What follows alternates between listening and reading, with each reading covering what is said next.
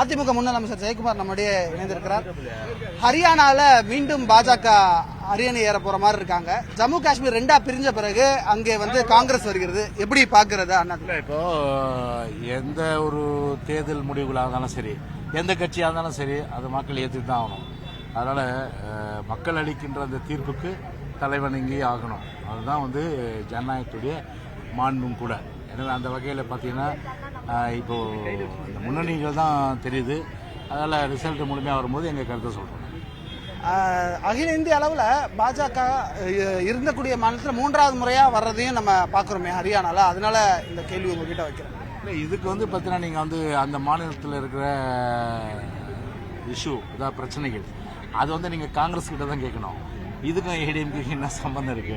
அதில் இதுக்கு எங்களுக்கு சம்பந்தம் இல்லை. நீங்க ஆல் இந்தியா பார்ட்டியா இருந்தாலும் சரி, ஒரு அப்சர்வேஷன்ல நாங்கள் சொல்ல முடியும். ஆனால் உள்ள மாநிலத்தில் என்ன மாதிரியான ட்ரெண்ட் ஏற்பட்டது அது நாங்கள் போய் பார்த்தா தானே தெரியும். எங்களுக்கு தமிழ்நாட்டிலேயே இப்போ ஸ்டாலின் பண்ற அட்ராசிட்டிஸை மக்கள்கிட்ட சொல்றதே எங்களுக்கு பெரிய வேலையா இருக்கு.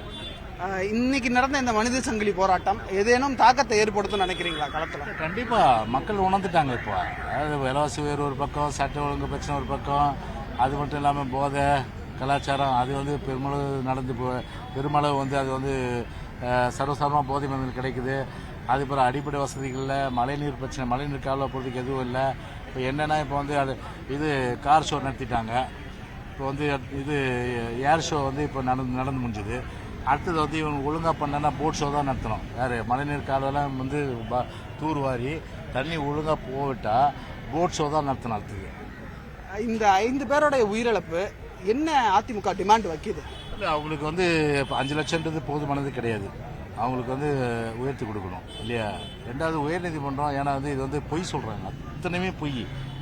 ஒரு ஆம்புலன்ஸில், ஒரு டாய்லெட்டில், ஒரு குடிக்க தண்ணி கிடையாது, மருத்துவர்கள் கிடையாது, பேருந்து வசதி கிடையாது. எவ்வளோ அடுக்கலாம். இப்படியெல்லாம் செஞ்சுன்னு சொல்லி போய் சொல்கிறாங்க ஒரு ஆய்வு கூட இடத்துல. இப்போ தாமாக முன் உயர்நீதிமன்றம் விசாரணை பண்ணால் கண்டிப்பாக உண்மைகள்லாம் வெளியே வரும். கமிட்டினா ஏமாத்திடுவாங்க.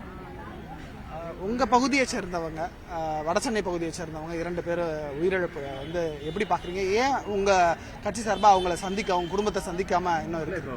எங்களை பொறுத்தவரையில் பார்த்தீங்கன்னா அவங்களுக்கு இப்போதைக்கு நிவாரணன்றது முக்கியம்.